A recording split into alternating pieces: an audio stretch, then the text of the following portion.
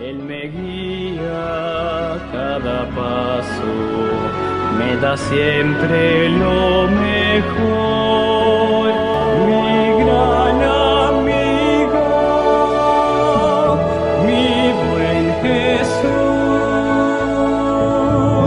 nada marchitará ni cambiará mi amor por él, mi Dios y mi Señor, es todo para mí.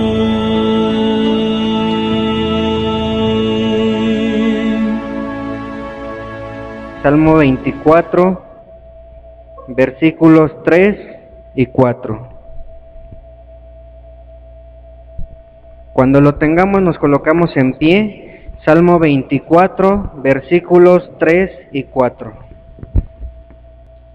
Lo vamos a leer todos juntos en voz alta. Dice la palabra de Dios: ¿Quién subirá al monte de Jehová?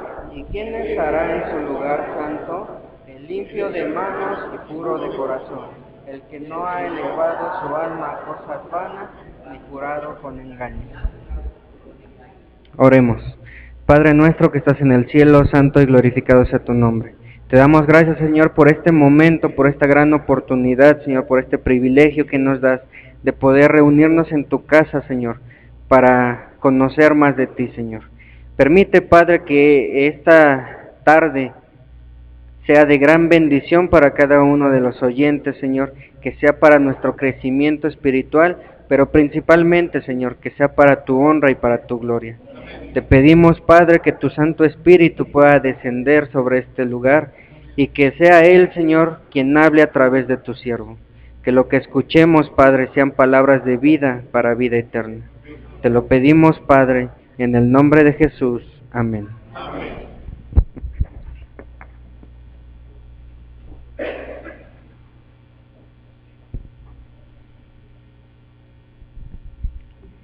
Dice la cita bíblica, Salmo 24, versículos 3 y 4. ¿Quién subirá al monte de Jehová? ¿Y quién estará en su lugar santo? Versículo 4.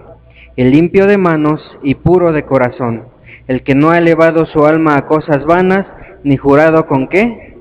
Ni jurado con engaño. Antes de iniciar, hermanos, quiero hacerles una pregunta. ¿Todos los que estamos aquí presentes somos ya miembros de iglesia? ¿O hay alguien que aún no sea miembro de iglesia? ¿Puede levantar su mano si hay alguien que aún no sea miembro de iglesia? Muy bien. Más adelante vamos a ver el porqué de esta pregunta. Saben, hermanos, a lo largo de la historia de los adventistas, hemos estudiado y revisado el tema del santuario. Sin embargo, hermanos, y a pesar de esto, el tema del santuario es un tema desconocido en el mundo del cristiano. Todos los cristianos han escuchado hablar del santuario terrenal de Israel, pero pocos son los que saben que en el cielo hay un santuario literal. El santuario de Israel, hermanos, el terrenal, es solamente una copia del santuario celestial. Muchos creen lo contrario, que el santuario celestial es una copia del terrenal, pero no es así, hermanos. El santuario terrenal es solamente sombra de las verdades celestiales. ¿Y por qué verdades celestiales, hermanos? Porque de acuerdo a lo que dice lo que dice Hebreos, el santuario celestial edificado por Dios y no por mano del hombre, representa, más bien a través del terrenal, podemos tener vislumbres de lo que es ese santuario.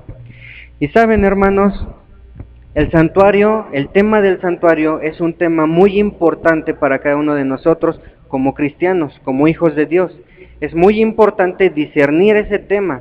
Si nosotros pudiéramos resumir todo lo que dice la Biblia, hermanos, en una palabra, ¿cuál sería? Salvación. Si nosotros pudiéramos resumir, hermanos, los 10 mandamientos en una palabra, ¿cuál sería? Salvación. Si nosotros pudiéramos resumir el ministerio de Jesús en una palabra, ¿cuál sería? Salvación. Y de la misma manera, si pudiéramos resumir el tema del santuario en una palabra, ¿cuál sería? Salvación. ¿Por qué? porque todo lo que nos habla, todo lo que tiene que ver con el santuario nos habla del plan de redención que Dios trazó para cada uno de nosotros. Alabado sea el nombre de Dios por eso. Y saben, hermanos, el tema del santuario es muy importante de discernir, porque cuando lo hagamos, cuando entendamos en su contexto general el tema del santuario, nos vamos a dar cuenta que este tema no solamente está en Éxodo, sino que está a lo largo de la Biblia. Cuando entendamos el tema del santuario, nos vamos a dar cuenta, hermanos, vamos a caer en cuenta que está relacionado con las profecías del Antiguo Testamento, que está relacionado con el pueblo de Dios, que está relacionado con el propósito de Dios, que está relacionado con la ley de Dios, que está relacionado con el ministerio de Jesús tanto en la tierra como en el cielo, que está relacionado también con las profecías del Nuevo Testamento, que está relacionado contigo y que está relacionado conmigo. El tema del santuario, hermanos, es muy importante para nosotros como adventistas, porque además es una de nuestras creencias fundamentales de la iglesia adventista. Por eso, hermanos, es un privilegio estar aquí en la iglesia adventista. Saben, hermanos, como les decía, el santuario terrenal es solamente una copia del santuario celestial. No todos los cristianos creen que hay un santuario celestial, pero nosotros sí lo creemos. Y me alegra que en esta noche estemos tocando este tema, porque como lo dije hace rato, a pesar de que lo revisamos en constantes momentos, es muy desconocido para los cristianos este tema. Y es una sombra solamente de las verdades celestiales, pero a través del santuario terrenal podemos tener vislumbres de nuestra salvación. Y es interesante, hermanos, notar la sabiduría de Dios en el santuario. ¿Saben por qué, hermanos? Porque si nosotros vemos todo el procedimiento del santuario, todas las estaciones que tiene el santuario, son con el propósito de salvarnos. Pero al inicio, ¿qué hay, hermanos? ¿Qué encontramos al inicio? ¿Cuál? ¿Seguros? ¿Eso encontramos al inicio? ¿Qué encontramos al inicio? Exactamente. Lo primero que encontramos es la puerta. Y la puerta del santuario, siempre abierta, nos está dando un mensaje, hermanos. Nos está dando una invitación a la transformación de carácter. Nos está dando una invitación a tener un encuentro definitivo en nuestra vida, que nuestra vida ya no volverá a ser la misma después de tomar esta invitación. Ahora sí, después de que cruzamos la puerta, después de que aceptamos esa invitación, ¿qué es lo primero que encontramos? El altar del sacrificio. Ya sabemos, hermanos, por lo que ya vimos en la exposición anterior, que el altar del sacrificio está hecho de dos materiales principales, la madera y ¿qué más? Y el bronce. Esto representa la doble naturaleza de Jesús, la humana y la divina. Hemos escuchado hablar del Dios hombre, hombre Dios, que es Cristo Jesús, ¿cierto o falso? Pero saben, hermanos, a mí me llama la atención que ¿qué es lo primero que encontramos? El altar del sacrificio. Porque si nosotros, hermanos, teniendo en cuenta que todo el tema del santuario nos lleva a la salvación, si nosotros extraemos lo primero, que es el sacrificio de Dios, entonces estaríamos hablando de una salvación por obras, cosa que nosotros no creemos, no compartimos, no es parte de nuestras creencias la salvación por obras, sino la salvación por la gracia de Cristo Jesús. Por eso, hermanos, es que en el tema del santuario podemos ver la sabiduría de Dios. ¿Sí se entiende, hermanos? Ahora, hermanos, después del altar del sacrificio que ya estudiamos en la exposición anterior, ¿qué es lo que encontramos? El lavacro.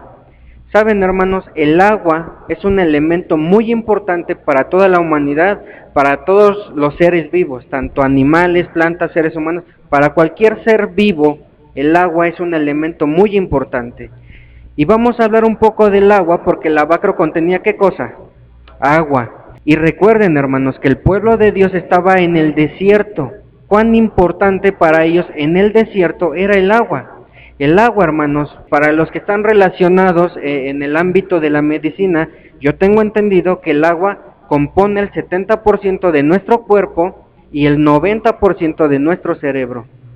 Es un elemento muy importante. Lo necesitamos tanto externo como interno. este elemento del agua. Y cuando ustedes hagan su estudio particular, hermanos, y quieran leer todo el libro de Éxodo, van a darse cuenta que durante todo el libro de Éxodo, Moisés siempre está trabajando para Dios, siempre está trabajando para la obra de Dios, porque Dios siempre le dio instrucciones claras y precisas a Moisés de lo que iba a hacer. Y en este momento que estamos hablando del santuario, también dio instrucciones claras y precisas a Moisés, juntamente con Bezaleel y Aholiab, que Dios escogió a ellos tres para que edificaran el santuario. Y vamos a ver, hermanos, qué instrucciones dio Dios acerca del agua. Acompáñenme por favor en su Biblia. Cuando nosotros nos introducimos, hermanos, en el tema del santuario, también encontramos a un Dios lleno de amor, que lo que quiere es tener relación directa con los seres humanos. Por eso, el libro de Éxodo dice, y harán un santuario, y yo habitaré en medio de ¿qué? En medio de ustedes. Acompáñenme por favor al libro de Éxodo, capítulo 38, versículo 8. Éxodo, capítulo 38, versículo 8. Dice la palabra de Dios: también hizo la fuente de bronce y su base de bronce, de los espejos de las mujeres que velaban a la puerta del tabernáculo de reunión. Y mientras yo leía este versículo, hermanos, me surgió una duda. ¿Cómo nosotros hacemos algo de cristal con cosas que ya están hechas de cristal? ¿Qué tendríamos que hacer, hermanos? Tendríamos que fundir ese material para moldearlo y darle otra apariencia. Nuestros espejos, hermanos, ¿de qué están hechos? De cristal. Normalmente vienen empotrados en otro material, ya sea madera o algún tipo de metal, pero vienen empotrados normalmente en otra cosa. Y me llamó la atención cómo que está hecho de los espejos de las mujeres que se sientan a la entrada de la tienda de reunión. Saben, hermanos, esta tienda era una tienda que Moisés había edificado para encontrarse con Dios. No era el santuario, sino que esta tienda posteriormente fue sustituida por el santuario, una vez que Moisés, Bezaleel y Aholiab construyeron el santuario. Fue sustituida hasta entonces. Pero teniendo esa pregunta en la mente, hermanos, ¿cómo que de cristal? ¿Cómo que de los espejos? Vamos a adentrarnos también un poco en la ubicación, en la localización de este mueble. Así que acompáñenme en su Biblia, en el mismo libro de Éxodo, capítulo 40, versículo 30. Dice la palabra de Dios, Éxodo capítulo 40, versículo 30, dice lo siguiente: y puso la fuente entre el tabernáculo de reunión, ¿y qué cosa? Y el altar, y puso en ella agua, ¿para qué? Para lavar. Ya tuvimos una ilustración a través de la pantalla, pero vuélvanselo a imaginar, hermanos. Está la puerta. Cruzando la puerta encontramos el altar del sacrificio, y después encontramos la fuente. La fuente, dice este versículo, que está colocada entre el altar del sacrificio y el tabernáculo, o sea, el edificio en sí. Fíjense, hermanos, que aquí también encontramos cómo Dios es tan grande, cómo Dios no se equivoca en nada, porque vamos a ver que tiene un propósito tanto la ubicación como los materiales de cada uno de los elementos. Dice el versículo que estaba entre ¿qué, hermanos? Entre el altar del sacrificio y el tabernáculo. Pero aquí, hermanos, en el capítulo 40, no nos da detalles de su material, solamente habla de ¿qué? De su localización. Entonces, vamos un poco atrás en Éxodo 30, a partir del versículo 17. Dice la palabra de Dios, Éxodo capítulo 30, a partir del versículo 17, dice lo siguiente: habló más Jehová a Moisés diciendo: harás también una fuente de bronce con su base de bronce para lavar, y la colocarás entre el tabernáculo de reunión y el altar, y pondrás en ella agua, y de ella se lavarán Aarón y sus hijos las manos, ¿y qué más? Y los pies. Cuando entren en el tabernáculo de reunión se lavarán con agua para que no mueran, y cuando se acerquen al altar para ministrar, para quemar la ofrenda encendida para Jehová, se lavarán las manos y los pies para que no mueran. y lo tendrán por estatuto perpetuo él y su descendencia. ¿Por qué, hermanos? Por sus generaciones. En la exposición anterior, hermanos, vimos que el altar del sacrificio está hecho de madera y de bronce. Y aquí dice claramente que el lavacro también está hecho ¿de qué? De bronce. Entonces teníamos la pregunta, ¿por qué el versículo anterior dice que está hecho de los espejos? Está hecho de los espejos, pero también está hecho de bronce. ¿Cómo se explica esto, hermanos? Se explica de la siguiente manera. En los tiempos de Jesús, en los tiempos de Egipto, las mujeres tomaban un pedazo de bronce, del más puro, del más limpio, del mejor bronce que podían encontrar, porque este bronce, hermanos, era refinado por fuego, para retirar las impurezas. Una vez que se retiraban esas impurezas, entonces el bronce era pulido, hasta era pulido de tal grado, hermanos, que una persona podía, ¿qué cosa? Reflejarse en el bronce. Por eso dice que está hecho con los espejos de las mujeres que estaban a la puerta. Ahora entendemos, ahora tenemos ya un poco más claro este tema de su material, ¿cierto? Por eso, hermanos, es que estaba hecho de bronce, pero también estaba hecho de los espejos de las mujeres. Ese bronce, hermanos, del espejo que usaban, como ya les dije, era el mejor, el más puro, el más limpio, y Dios quería que el lavacro estuviese hecho de ese material, del mejor bronce que podía haber. Y fíjense, hermanos, la sabiduría de Dios. Entonces, el lavacro contenía ¿qué cosa? Agua. Y si contenía agua, entonces servía ¿para qué? Para lavarse las manos, para lavarse los pies, pero también como espejo. Qué interesante es esto, hermanos.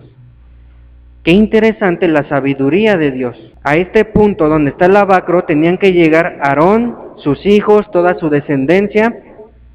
¿Para qué? Para lavarse las manos y para lavarse ¿qué? Los pies. Pero llegaban y se miraban, se reflejaban. Así que se ponían ahí enfrente del lavacro y se miraban. ¿Se miraban qué, hermanos? ¿Nada más por mirarse? ¿De dónde venían, hermanos? ¿Del altar de qué? Del altar de sacrificio. Entonces se tenían que reflejar porque ellos tenían que llegar ¿a dónde? Al lugar santo con la sangre que llevaban para asperjar en el velo. Pero ellos, hermanos, tenían que estar limpios, tanto de sus manos como de sus pies como de su vestidura, en representación, hermanos, de que ellos no cargaban la sangre que perdonaba, en representación de que ellos no tenían la autoridad de perdonar pecados. Ellos no podían presentarse ante Dios, ante Jesús, con sangre, porque ellos no eran los que cargaban el pecado, sino la sangre que llevaban en sus manos para asperjar en el velo. ¿Sí se entiende, hermanos? Ahora, ya que ellos terminaban de lavarse, de purificarse en la fuente o lavacro, entraban. Y posteriormente nos decía la cita bíblica que acabamos de leer hace un momento, que esto lo tenían que hacer ¿para qué? Para que no murieran, ni él, ni sus hijos, ni su descendencia. Así que tenían que hacer esto antes de asperjar la sangre, y cuando terminaban de asperjar la sangre, daban media vuelta, regresaban, pero antes de ir al altar del sacrificio, ¿qué tenían que hacer? Lo mismo, tenían que hacer una parada en el lavacro, lavarse las manos, lavarse los pies, y entonces continuar con el procedimiento de interceder por los pecados, de asperjar la sangre en representación del pecado. ¿Sí se entiende, hermanos? ¿Sí se entiende o no? Ok. Esto, hermanos, de reflejarse y de purificarse, es muy importante para nosotros de entender, porque nos está diciendo, hermanos, que no hay nadie sino Cristo Jesús que tome su lugar. No hay nadie más que pueda perdonar pecados, y por lo tanto no hay nadie más que pueda dar salvación, sino solamente Cristo Jesús, que en el altar del sacrificio representa el Cordero. Dice la Biblia que Jesús es el Cordero de Dios que quita el pecado del mundo. Entonces no hay nadie más, hermanos, que pueda hacer eso, sino solamente Cristo Jesús. Ni siquiera, hermanos, el sacerdote, que es un escogido de Dios, podía perdonar pecados. Ese era el símbolo, o tal vez uno de los propósitos del por qué ese material, por qué se reflejaban, por qué Jesús quería que contuviera agua para lavarse, pero también para reflejar. Alabado sea el nombre de Dios, hermanos. Dios es muy sabio, tiene toda la sabiduría. Dios, dice la Biblia, que es omnipotente, omnipresente, ¿y qué más? Omnisciente, omnisapiente. O sea que Dios todo lo sabe. Y todo lo que hace Dios tiene un porqué.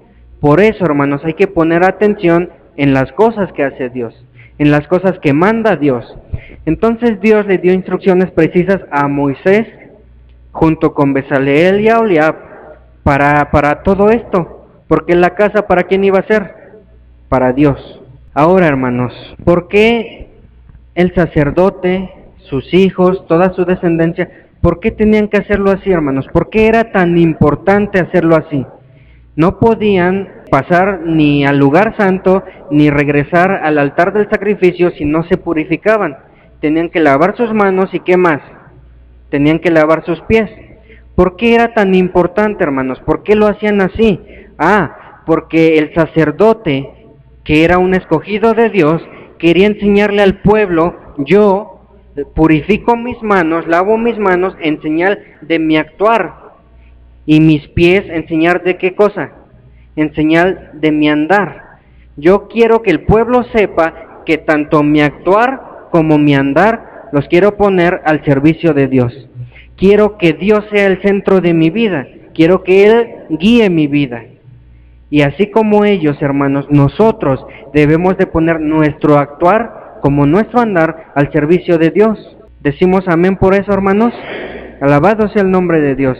Y saben, hermanos, qué hermoso que Dios estaba siendo obedecido por los hombres que Él mismo escogió, por Aarón, por sus hijos y toda su descendencia. Por esta razón, Dios le dice: será un pacto perpetuo por todas tus generaciones. No solamente tú, Aarón, no solamente tus hijos, sino por todas las generaciones tendrán que hacer esto. ¿Para qué? Para que no mueran. Qué hermoso, hermanos, que Dios estaba siendo obedecido, que Aarón y sus hijos estaban obedeciendo la palabra de Dios. ¿Será, hermanos, que tú y yo tenemos algo que presentarle a Dios? ¿Será, hermanos? ¿Saben? Nuestra obediencia no nos va a salvar, pero Dios hace un trabajo en nosotros que la gente ve, que la gente puede ver a través de nosotros. Ahora, hermanos, es muy interesante también revisar en este versículo que acabamos de leer. Dice claramente que el lavacro estaba hecho de bronce y su base estaba hecha ¿de qué? También de bronce. ¿Por qué el lavacro no contenía madera? Porque la madera que la contenía el altar del sacrificio representaba a Jesús en el madero, en la cruz del Calvario. Entonces, si ya se dieron cuenta, hermanos, no contenía madera, pero tampoco contenía dimensiones. La Biblia no habla de dimensiones del lavacro. ¿Ya se habían dado cuenta, hermanos? ¿Por qué pasa esto? Por estas dos razones, que solamente está compuesto de un solo material y que no da dimensiones. Esto significa, hermanos, que representa a alguien dentro de la deidad, a un ser divino, pero que no tiene humanidad. Y no tiene, ¿qué cosa más dijimos? No tiene medidas. ¿Cómo se explica esto, hermanos? Quiero que me acompañen en su Biblia, en el Evangelio según Mateo, capítulo 3, aquí Mateo registra un evento muy significativo de la vida de Jesús. Mateo capítulo 3 dice lo siguiente a partir del versículo 13, dice lo siguiente. Mateo 3, 13. Entonces Jesús vino a Galilea, a Juan, al Jordán, ¿para hacer qué cosa? Para ser bautizado por él. Mas Juan se le oponía diciendo: yo necesito ser bautizado por ti y tú vienes a mí. Pero Jesús le respondió: deja ahora, porque así conviene que cumplamos toda justicia. Entonces le dejó, y Jesús, Después que fue bautizado, subió luego del agua, y he aquí los cielos le fueron abiertos, y vio al Espíritu de Dios que descendía como paloma, y venía, ¿qué, hermanos? Venía sobre él. Y hubo una voz del cielo que decía, ¿qué decía, hermanos? Este es mi Hijo amado, en quien tengo complacencia. Este es uno de los eventos más hermosos que registra la Biblia, donde vemos, hermanos, la manifestación de los tres seres divinos, de toda la deidad. Jesús está siendo bautizado por Juan el Bautista. En ese momento que es levantado del agua, ¿quién desciende sobre él? El Espíritu Santo. Y del cielo que es abierto se oye una voz que dice, este es mi Hijo amado, en quien tengo complacencia. ¿Quién está hablando? Dios el Padre. Saben, hermanos, esto echa por tierra la creencia de que solamente hay un Dios manifestado en diferentes cosas, porque no solamente hay un Dios en pensamiento, hay un Dios en propósito, pero son tres seres, porque no son personas, son tres seres que componen la deidad. Y este evento, hermanos, es uno de los más importantes que registra la Biblia, y es uno de los grandes ejemplos para cada uno de nosotros. Estamos hablando del bautizo ¿de quién? Así como el sacerdote tenía que purificarse, hermanos, en el lavacro, Jesús se purificó, iniciando su ministerio. Y qué hermoso, hermanos, porque aquí vemos que Jesús está cumpliendo con lo que dice la profecía de las 2300 tardes que presenta Daniel. Jesús, hermanos, tenía que purificarse, sin embargo, él no tenía pecado. ¿O sí tenía pecado? Él no tenía pecado. Pero cuán importante es esto, hermanos, que Jesús nos está dando el ejemplo para que nosotros pasemos por ese paso. Muchos cristianos creen que el bautizo es una opción. Sin embargo, aquí vemos que no es una opción. Es un acto de aceptación de Cristo Jesús. Ahora, hermanos, lo interesante es que el bautizo era un acto muy importante en la época de Jesús, pero no era para los descendientes de Abraham, sino para aquellos que querían formar parte del pueblo de Dios, para aquellos que querían alabar a Dios a través de los judíos. Pero más adelante encontramos un versículo, hermanos, en el libro de Efesios. Acompáñenme por favor en su Biblia, en el libro de Efesios, capítulo 1, versículo 13. Dice lo siguiente. Efesios capítulo 1, versículo 13. En él también vosotros, habiendo oído la palabra de verdad, el evangelio de vuestra salvación, y habiendo creído en él, fuisteis sellados con el Espíritu Santo, ¿de qué, hermanos? De la promesa. En él, ¿quién él? En Cristo Jesús. Ya que creímos en Cristo Jesús, ya que entregamos nuestra vida a Jesús, entonces dice el versículo que somos sellados ¿con qué? Con el Espíritu Santo. Y saben, hermanos, en ese momento, cuando Juan el Bautista, que era el encargado de abrir el camino a Jesús, Juan el Bautista le está predicando a los judíos, pero Juan el Bautista era fuerte, hermanos, les llamó víboras a todos los judíos. Es un adjetivo fuerte, ¿no, hermanos? Ya me imagino a los hermanos de Anáhuac diciéndoles víboras. Sí, exactamente. Pero la realidad, hermanos, es que el pueblo judío se había apartado de Dios. Entonces Juan les está diciendo, arrepentíos y bautícense. A los judíos, hermanos, ¿los judíos necesitaban bautizarse? No, porque eran el pueblo de Dios. El bautizo no era para ellos, pero Juan les está diciendo a los judíos, arrepiéntanse y ¿qué cosa? Y bautícense, porque la realidad es que ellos estaban alejando de Dios. Ahora, hermanos, para resumir un poco, porque el tiempo está avanzando, Jesús llega con Juan y le dice, es necesario que me bautices. Juan, ¿qué le contesta? Yo necesito ser bautizado por ti y tú vienes a mí. Jesús le contesta, deja ahora porque así conviene cumplir ¿qué? Con la profecía. Entonces Juan el Bautista le dice, si es para cumplir la profecía, yo que soy tu profeta, quiero que se cumpla la profecía. Y entonces lo bautiza. Si indagamos un poco en la palabra bautizo, hermanos, la palabra bautizo viene del vocablo griego baptizo, que significa ser sumergido. O sea, ¿cómo sumergimos algo, hermanos? Metiéndolo por completo en el agua. Estamos hablando de un bautizo por inmersión, que es en el que nosotros creemos. Juan el Bautista les predica: arrepentíos y bautícense. Jesús les predica también: arrepentíos y bautícense. Pedro les predica: arrepentíos y bautícense. Los discípulos predican lo mismo: arrepiéntanse y bautícense. Pablo predica lo mismo: arrepiéntanse y bautícense. ¿Y nosotros qué debemos de predicar, hermanos? Lo mismo: arrepiéntanse y bautícense cada uno de nosotros en el nombre del Padre, del Hijo y del Espíritu Santo. Y saben, hermanos, qué interesante es esto. Después de que pasaban los sacerdotes por el lavacro para purificarse, ¿hacia dónde iban? Hacia el lugar santo. ¿Cierto o falso? Hacia el lugar santo iban ellos.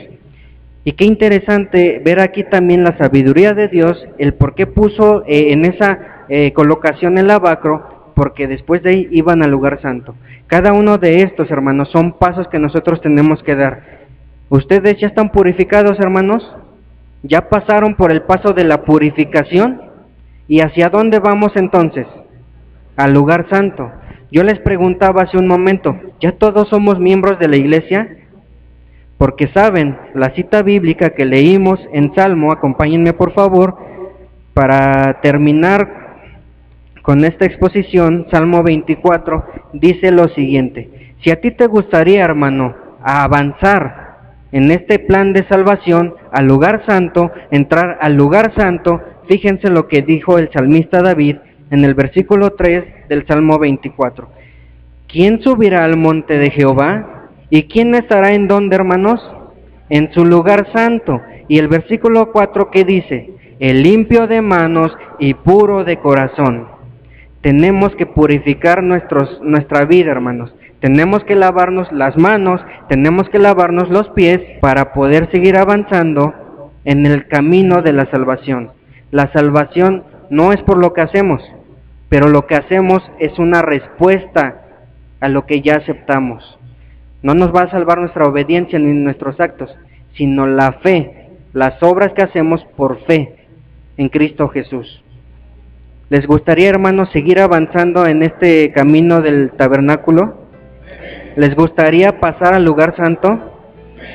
Si les gustaría esto, hermanos, quiero invitarlos a colocarnos en pie para terminar con una oración. Querido Padre Celestial, te damos gracias, Señor, en esta hora, porque tú has traído luz a nuestra vida. Gracias por tu palabra, Señor, porque tu palabra vive y permanece para siempre. Permite, Señor, como tú lo prometiste en el nuevo pacto, que esa palabra que vive, permanece para siempre, viva y permanezca para siempre en nuestro corazón. Permítelo así, Señor.